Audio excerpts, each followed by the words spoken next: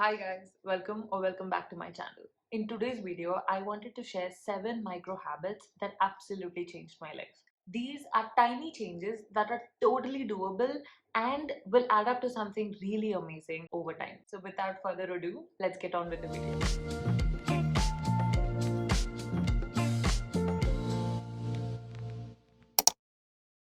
On top of the list, I have something that I talked about in a lot of my other videos, which is Pinterest. I dedicate 5 minutes every morning without second thought to looking at my vision board before I even get out of the bed. This sets tone for literally the entire day. The point is very simple. I wanted to make sure that I fill my days with the things that I actually want in my life. Let it be a hobby, let it be a habit, let it be anything. I really wanted a fulfilled life. So I thought this would be a great starting point.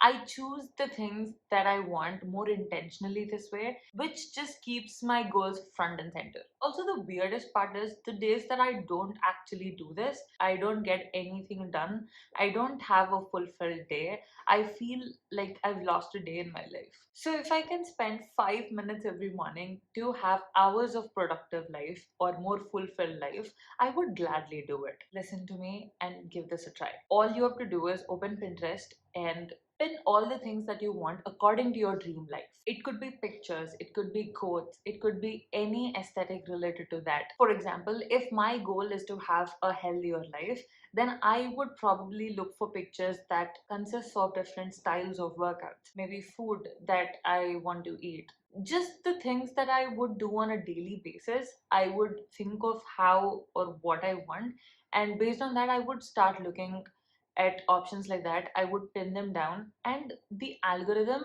would show similar stuff to you. Next on my list is protein based food first thing in the morning. I love junk food, and it's not a very great habit. So, this is an absolute game changer for me.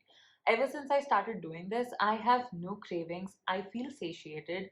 I am much more satisfied with the right portions. And for someone whose top priority is to get fit, this made all the right changes to my fitness routine. These food or breakfast options need not be exactly based on protein powder itself. I mean, initially, if you're starting out with this, you need not invest in a protein powder. Later on, maybe you would. But if you're just starting out, I would recommend other food options that you can try and then get to protein powder. For example, you could have oats, you could have a chia seed pudding. Chila, I would put an image right here. If you're serious about getting your fitness and food right, then maybe you need to start with protein based breakfast. So, how I generally do this is I have a protein powder, and what I do is I mix it with my oatmeal, overnight oats, or overnight chia seed pudding, or I use it in a smoothie recipe, or I would have it with my coffee. It's very simple, just instant coffee and a scoop of protein powder. You mix it, add milk, and you're done. The one that I use currently has a sort of medicinal aftertaste to it, but I really like the flavor if I could just ignore that particular taste. And the other thing that I don't like about it is it feels chalky when it's not mixed properly for some reason, but I really like this one. I might try other protein powders in the market soon, but currently this is the only thing that I've tried till now, and I like it. Third is to setting a timer while I use my socials. If you're that person who doom scrolls on Instagram or YouTube, don't worry, I've been there. And I've observed that when I cut things out cold turkey, I end up binging on it. It is very unhealthy. I know. You know what? I like using Instagram. I love using YouTube. So I found a way to not get sucked into and completely lose track of time. I set up a timer of 5 minutes each time I use my socials, and I can't get back to it after the time is up. I have to move on with other things. I could use Instagram or YouTube as many times I want in the day, but the timer is must. When I started doing this, I tracked it down to 1 hour on bad days and 30 minutes on good days, which is an absolute win for me. If you want to go a little further on this, you can limit certain apps on your phone for a specific time. When you use up that particular time, it kind of gets shut down. Let's say I don't want to use my social media for more than 1 hour in a day. Then I would set up a limit for all of these apps, set the timer for 1 hour. And after I use up that time, it kind of shuts it down, and if I have to extend my usage on it, I have to be very intentional with that choice. So try it for yourself and let me know if this worked. Next on my list is time blocking. I am kind of new to this. I mean, to the actual calendar time blocking stuff, because I have my morning routine set in stone and I'm working on my evening routine, but the afternoons are pretty much on me. I kind of lose focus. I am not so productive with my afternoons. So I started implementing time blocking to mitigate that.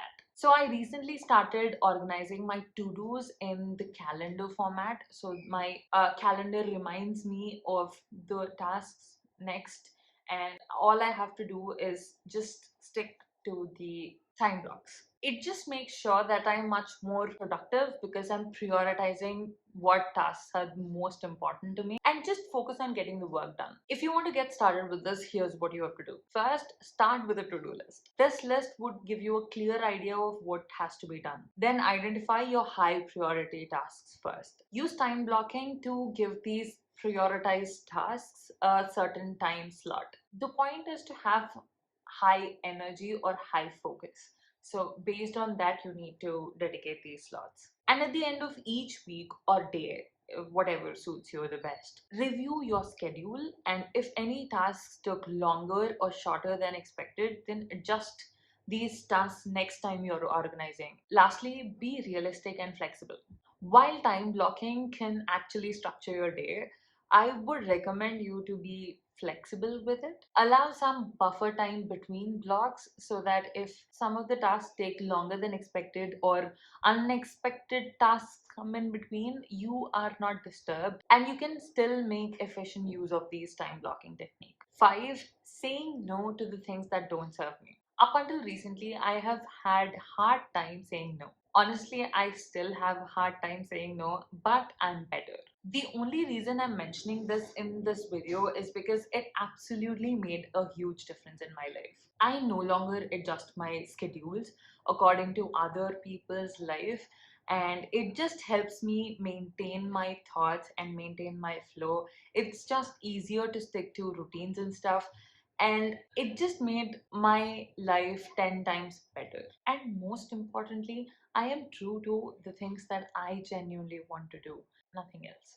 Here's what you have to do if you want to build this habit too.